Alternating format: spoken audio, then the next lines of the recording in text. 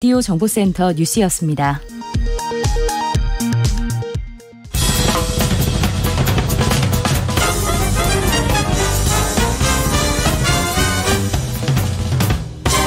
훅 인터뷰. 모두를 위한, 모두를 향한, 모두의 궁금증 훅 인터뷰. 국내 빅테크의 대표주자인 카카오, 2010년도에 무료 메신저 서비스 카카오톡이 나오면서 이 카카오톡은 국민 메신저로 지금은 이제 뗄래야 뗄 수 없는 그런 애플리케이션이 됐습니다. 그런데 카카오가 몸집을 불리기 시작합니다. 미용실, 영어교육, 패션, 스크린 골프, 은행, 보험, 증권, 그리고 대리운전, 택시, 호출, 무한 인수합병을 이어갑니다. 그래서 카카오 때문에 골목 상권 침해된다는 침해 논란 계속 있습니다. 정부와 정치권에서 규제가 필요하다고 언급했는데요. 앞으로 어떤 규제들이 필요한지 좀 짚어보겠습니다. 박상인 서울대 행정대학원 교수, 안녕하세요. 네, 안녕하십니까. 교수님, 대형 온라인 플랫폼에 대한 규제 필요성 계속 지적되고 있는데, 교수님, 플랫폼 기업이라는 게 정확히 어떤 의미입니까?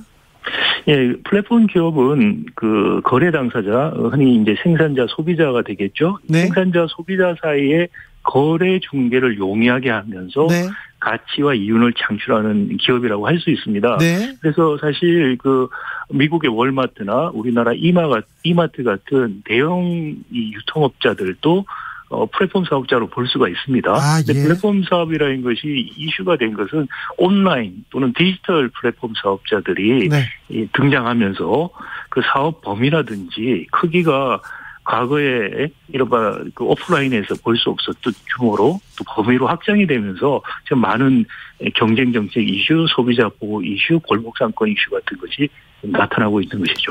아무튼 이 플랫폼 기업이 엄청나게 공룡처럼 커지면서 소상공인 영역을 빼앗는다, 골목 상권 침해한다, 이런 비판 계속 나오고 있습니다. 네.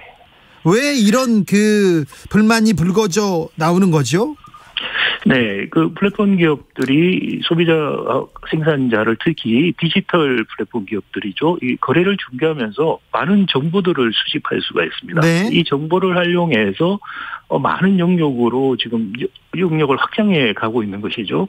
카카오 같은 경우에 예를 들어서 지난 5년 동안에 한 93개 회사를 인수를 했습니다. 지금 118개 계열사를 거느리고 있다면서요? 네네. 그중에서 93개가 최근 5년 동안에 인수한 기업들이고요. 예. 그러니까 이게 이른바 지네발식의 확장을 하고 있다, 이렇게까지 표현을 할 수 있는데요. 그러니까 데이터의 이점을 활용해서 쉽게 사업 영역을 확장을 할 수 있기 때문에 지금 여러 분야로 들어가고 있고요. 지네발 확장이라고 말씀을 드렸는데 그게 골목 상권 분야들, 예를 들어서 지금 앞에 말씀하신 것처럼 호출, 택시, 그다음 대리운전, 헤어샵, 꽃배달, 그다음 교육, 그리고 금융, 투자금융, 이런 사업 영역까지 지금 확장을 하고 있는 상황이죠. 최근에 공정위에서 이거 좀 문제가 있다고 카카오 창업자 김범수 의장을 좀 들여다보는 것 같습니다. 이유는 뭡니까? 네, 공정위는 이제 대규모 기업 집단이 자산이 5조가 넘으면 공시 집단이 되고요. 10조가 넘으면은 상호 출자 제한 기업 집단이 됩니다. 그러니까 카카오가 5년 한 전부터 공시 집단에 들어갔고 지금은 거의 한 10대 재벌에 해당하고 있는데요. 네. 이 카카오를 실질적으로 지배하고 있는 회사, 지주회사 같은 역할을 하는 회사가 주식회사 카카오인데, 이 주식회사 카카오를 그 총수인 김범수 회장이 지분을 한 13%를 가지고 있습니다. 그런데 이 김범수 회장이 100% 개인 회사가 있어요. 그게 이제 KQ 홀딩스라는 회사인데, 이 회사가 또 카카오 지분을 한 11% 갖고 있습니다. 그래서 김범수 회장이 이 두 개를 합쳐서 한 25% 지분으로 카카오를 지배하고 있는데, 문제는 지금 KQ 홀딩스라는, 이게 어떻게 보면 김범수 개인 회사고요. 예. 또 여기 친인척들이 대부분 이용을 하고 있는 조그만 비상장 회사입니다. 예. 이 회사의 자료를 공정에 제대로 보고하지 않았다는 것인데요. 아마 저는 한 두 가지 문제가 있지 않을까 추측하고 있습니다. 하나는 이 KQ 홀딩스가 2007년에 생긴 회사인데, 그때는 이제 소프트웨어 개발업 또는 컨설팅 회사, 서비스 업종으로 분류가 됐습니다. 그런데 지난해부터는 금융업으로 바뀌었다는 거죠. 즉 금융투자회사로 바뀌었습니다. 근데 아마 공정거래위원회에 신고할 때 금융투자회사로 금융업종으로 신고를 안 한 게 아닐까 생각을 해요. 근데 그렇게 되면 어떤 문제가 생기냐면요. 금융회사가 비금융 계열회사에 의결권을 행사하는 것을 공정거래법에 제한을 하고 있습니다. 의결권 제한이 있는데 K큐브홀딩스가 의결권 제한을 받아야 되는데도 불구하고 의결권을 행사한 게 아닐까. 그래서 공정거래법 금융계열사 의결권 제한 규정 위반이 있는 게 아닐까라는 추측이 하나 있고요. 또 하나의 추측은 얼마 전에 네이버 이혜진 총수가 거기도 이제 지음이라는 총수가 100% 갖고 있는 투자회사가 있습니다. 네. 이 회사가 대웅제약에 한 5% 안 되게 지분 투자를 했어요. 그런데 몇 년 후에 대웅하고 네이버가 의료 빅데이터 회사라고 하는 다나 데이터라는 회사가 있습니다. 네. 다나 데이터라는 회사를 공동으로 만들어요. 그러면서 이 5% 안 되는 지분 투자로 몇백억을 버는 일이 생겼습니다. 그래서 이게 신종 사익 편취라고 볼 수 있는데요. 지금 K2 홀딩스도 이혜진 총수가 갖고 있던 지음과 굉장히 비슷한 성격을 갖고 있기 때문에 이런 신종 사익 편취에 관한 또 정보 같은 것들이 혹시 누락된 게 있지 않을까. 두 가지 가능성이 있다 저는 생각하고 있습니다. 교수님, 카카오나 네이버 혁신 기업이다, 인터넷 기반으로 출발했다 이렇게 얘기했는데 이거 기존의 재벌 집단이 지금 돈 만드는 재벌 총수들 돈 만드는 패습 이걸 그냥 따라가는 것도 따라가는 것으로도 좀 보입니다. 네, 지금 그런 현상들이 나타나고 있죠. 혁신기업으로 시작해서 사실상 우리 진부한 재벌 기업 같이 되고 있다라는 게 이제 보이죠. 지금 KQ 홀딩스 같은 경우 지금 이게 이세 세습을 하는 도구로 사용될 가능성도 굉장히 농후하고요. 밖에서는 자식들한테는 돈 한 푼 안 주겠다고 하면서 이런 회사를 만들어 가지고 지분 주면 그게 그 세습 그런 식으로 아닙니까? 했죠. 돈 줘서 세습한 게 아니고요. 그런 지금 좀 낌새들이 보이고 있다. 그런 측면에서 하나 우려가 되고요. 또 하나는 혁신보다는 자기가 그동안의 혁신의 결과로서 축적됐던 데이터라든지 이런 것들을 활용해서 또 규제 차익이라고 우리가 말하는데요. 규제 사각지대를 활용해서 경쟁 사업자들을 우위를 경쟁사업자들에게 우위를 접하면서 여러 가지 시장으로 확대해가는 그런 양상들. 이것도 이제 어떻게 보면 지배적 지위를 남용하는 것인데 기존의 우리 공정거래법에서 다룰 수 있는 것과 조금 공정거래법 자체로 다루기 어려운 그런 사각지대가 있는데 그걸 좀 활용해서 확장을 하고 있는 것이 아니냐.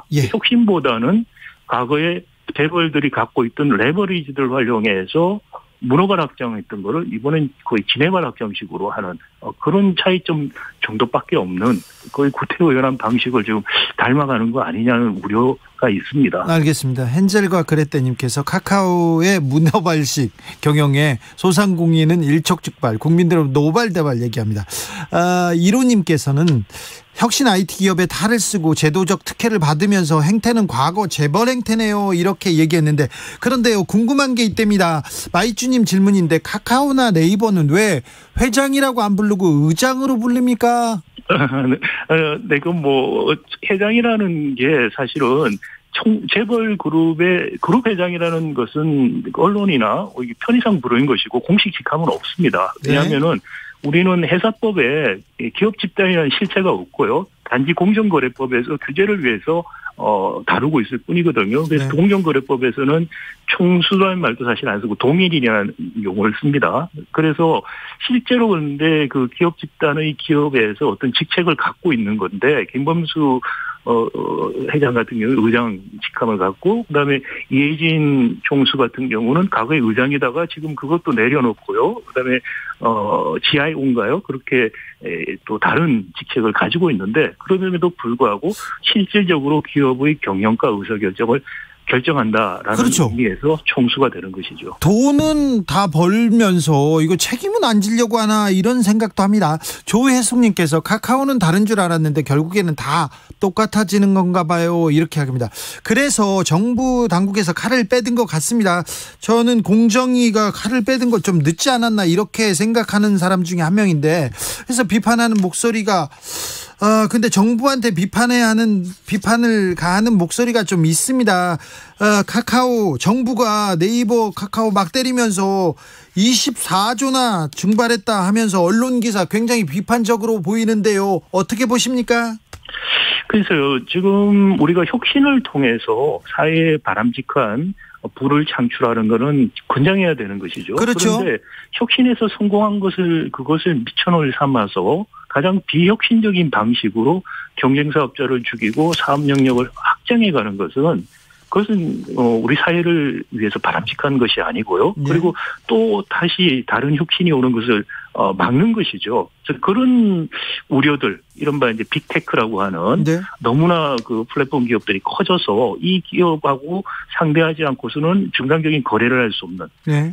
경제 사회의 게이트키퍼가 돼버리는 회사들이죠. 이제 우리 카카오나 네이버가 한국에서는 그런 위치에 이미 올라섰다고 생각이 되고요. 미국은 우리가 흔히 말하는 구글이라든지 그 4개 회사들 이야기를 하는데, 이런 기업들이 갖고 있는 장점들보다는 혁신을 오히려 가로막고 사회 의사결정에도 나쁜 영향을 미치는 그런 현상들이 지금 일어나고 있다라는 것이 우리나라에서도 지금 느끼는 바고요. 그렇죠. 우리보다 조금 앞서서 미국이나 유럽에서 더 심각하게 지금 느끼고 있다. 이건 네. 시장 경제 질서, 공정 거래를 확립하고 진정한 혁신으로 유인하기 위해서 더 이상 정부가 수수방관할 수 없다라는 게 지금 개입을 하고자 하는 취지라고 할 수 있겠습니다. 빅테크 기업들이 소규모 혁신 스타트업을 먹잇감으로 해서 몸집을 이렇게 키우고 있다, 이런 비판 계속되고 있습니다. 그래서 그런지 오늘 카카오가 골목상권 노린 사업 문제가 있었다, 철수하겠다 얘기하면서 꽃 배달, 간식 배달 이런 거 안 하겠다, 스마트워치도 또 폐지하겠다, 이렇게 방침을 냈습니다. 이 부분은 어떻게 보십니까? 네, 일단 특별히 이제 문제가 됐던 분야에 대해서 그런 시정을 자발적으로 하겠다는 건 바람직하다고 생각합니다만은, 그게 문제 해결은 될 수 없다고 생각이 되고요.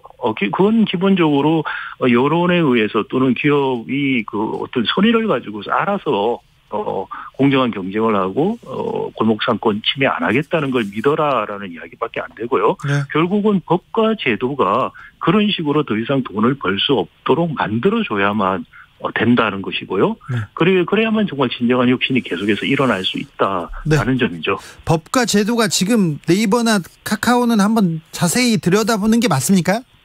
그렇죠. 지금 예를 들어서 지금 우리 아까 전에 킬러 애퀴지션 말씀을 하신 건데요. 그러니까 잠재력이 있는 기업들을 미리 합병해서 경쟁을 없애버리는 식으로 네. 하고 있죠. 미국에서도 이제 그게 문제가 돼서 의회에서 민주당, 공화당 의원들이 공동으로 해서 5가지 법안을 내세웠는데 이제 킬러 애퀴지션이라는 킬러 합병 문제가 그 중에 하나로 이제 부각이 됐고요. 특히 이 법안 5개를 총칭해서 어떻게 불렀냐면은 더 강력한 온라인 경제, 그래서 기회 혁신 선택 을 위한 단독점 어젠다, 이렇게 이야기를 하고 있습니다. 기본적으로 더 강력한 경제, 그래서 기회와 혁신이 일어나고 소비자에게 선택을 줌으로 해서 더 좋아질 수 있는 그런 규제다라는 것이죠. 그래서 이 혁신이라는 것이 대표 기업들을 빅테크를 육성해서 이루어지는 것이 아니고요. 네. 공정한 경쟁의 기회를 보장함으로써 새로운 도전이 들어오고 그럼으로써 혁신이 더 활성해야 된다라는 철학을 갖고 있고요. 그게 사실 경험칙으로도 맞는 이야기입니다. 알겠습니다. 미국 의회와 행정부에서도 빅테크 기업들에 대한 규제는 계속되고 있군요. 움직임이 있어요. 네, 지금 법안도 발의됐고요. 그다음에 그 법안 발의 이후에 오히려 바이든 대통령이 행정명령을 통해서 네. 법 이전에 먼저 할 수 있는 것들부터 하겠다라는 강력한 의지를 천명했죠. 예를 들어서 이번에 카카오 같은 경우에 한 5년 동안에 93개 기업 인수했고요. 이제 자회사까지 뭐 이런 걸 떠나서 보면 인수합병이 60사건이 있었는데 지금 현재 기업 결합 심사 지침을 따라서 쭉 하면은 사실 이 중에서 9건만 심사를 했습니다. 기업 결합 심사를. 네. 소규모 스타트업 같은 경우는 다 빠져버렸습니다. 그런데 거기에서 킬러 합병들이 일어날 수가 있는 건데 빠져버린다는 문제가 있는 거죠. 네. 그런 부분들을 일단 행정명령을 통해서라도 그 FTC라든지 미국 법무부가 제대로 좀 심사를 하라 이런 이야기를 했는데 우리도 좀 그런 이제 보완이 앞으로 좀 법적으로 필요할 것이다라는 것이고요. 또 이제 네. 금융 부분도 지금 카카오 같은 경우에 특히 카카오페이를 활용해서 많은 금융 행위를 했어요. 그런데도 불구하고 금융 사업자로서 규제를 전혀 안 받았습니다. 이게 이제 우리가 규제 차익이라고 그러거든요. 어떤 쪽은 규제를 받고 어떤 쪽은 같은 기능을 하는데 규제를 받는 쪽 안 받는 쪽이 있으면 안 받는 쪽이 훨씬 불공평한 이점을 가지죠. 그게 경쟁력은 아니거든요. 네. 근데 그게 경쟁에서 유리한 게 작용을 해서 시장을 막 확대해가는 동일 기능, 동일 규제 원칙을 세워서 사실 공정한 경쟁의 틀 안에서 경쟁을 해야 되고요. 그리고 이게 데이터를 활용해서 문어발식 확장을 지금 하고 지네발 확장을 한다고 하는데 이 데이터라는 것이 이 플랫폼 사업이라는 특성에서 생긴 건데 예. 이게 이제 상대 경쟁 개별 시장의 경쟁 사업자들은 거기에 대해서 아무런 장치가 없어요. 그래서 네네. 미국이나 유럽이 데이터 이동성이라는 걸 통해서 경쟁 사업자들도 동일한 데이터의 접근을 허용하게 하는 그런 법안을 지금 만들고 있습니다. 알겠습니다. 자, 우리도 그런 게 필요하죠. 네. 정부가 규제해서 주식이 떨어져, 주가가 떨어져. 이거 괜히 자유시장 경제에 위배되는 게 아니야. 이렇게 생각하시는 분들이 있는데 오히려 건강한 경쟁 환경을 위해서 꼭 필요한 과정이다. 이렇게 보면 되겠죠? 그렇습니다. 네. 지금 당장의 한 기업의 주가가 문제가 아니고요. 전체 한국 경제의 미래를 생각했을 때 무엇이 바람직한가라는 차원에서 정부가 정책을 해야 되는 것이죠. 5612님께서 카카오가 하는 사업은 혁신 사업이 아닙니다. 대리운전, 콜택시, 간식 배달 이런 사업이 어떻게 신사업입니까? 정부에서 규제법을 만들어야 합니다. 이렇게 얘기하는데 카카오가 너무 좀 골목까지 들어간 것 같아요. 8888님께서는 카카오가 무슨 잘못이 있겠습니까? 대한민국 전체가 부여해준 재벌이 가지는 무소불위의 권력 과 법 위에 군림하는 현실을 보면서 재벌을 닮아간다는 거, 나라 전체가 잘못해온 거를 한 기업에만 문제 삼을 수 없습니다. 문제 삼는 건 모순입니다. 이렇게 지적하셨습니다. 조금 안타깝습니다, 교수님. 네, 마지막에 지적하신 분 굉장히 동의를 하고요. 네. 사실은 미국에서 이런 빅테크 규제를 우리가 뉴 브랜다이스 운동이라고 합니다. 이게 브랜다이스 운동이 20세기 초기에 미국에도 우리나라 재벌 같은 기업 집단이 생겼을 때 네. 이것이 경제력 집중을 통해서 국가 게이트키퍼가 되는 걸 막자라는 운동이었고요. 지금 그때는 이제 중화공업 중심이었는데 지금은 이른바 플랫폼 사업자들 중심으로 또다시 그런 유사한 현상이 일어나기 때문에 이걸 막아야 된다는 게 뉴 브랜다이스 운동입니다. 우리 현실에서 보면은 지금 현실은 미국의 20세기 초에 있었던 재벌이 지금 존재하고요. 거기에다가 플랫폼 사업자 문제가 있기 때문에 사실 우리 현실에서는 재벌의 경제력 집중 문제를 막는 거, 그리고 플랫폼 사업자가 나오면서 생기는 문제점들을 막는 거, 이 두 가지가 다 중요하고요. 더 근본적인 건 지적하신 것처럼 재벌의 경제력 집중에서 생기는 많은 일탈을 막을 제도적 장치를 제대로 만드는 것이다라는 것이죠. 네이버, 카카오 플랫폼 사업자들에 대한 좀 그 규제는 계속될 것 같습니다. 네, 지금 규제가 항상 좋다는 건 제가 말씀드린 건 아니지만 지금은 필요한 시점이다. 이것을 내버려 뒀다면은 더 이상 돌이킬 수 없는 지점까지 갈 수가 있다. 그런 우려가 있는 것이죠. 알겠습니다. 말씀 잘 들었습니다. 박상인 서울대 행정대학원 교수였습니다. 감사합니다. 네, 감사합니다. 정치 피로, 사건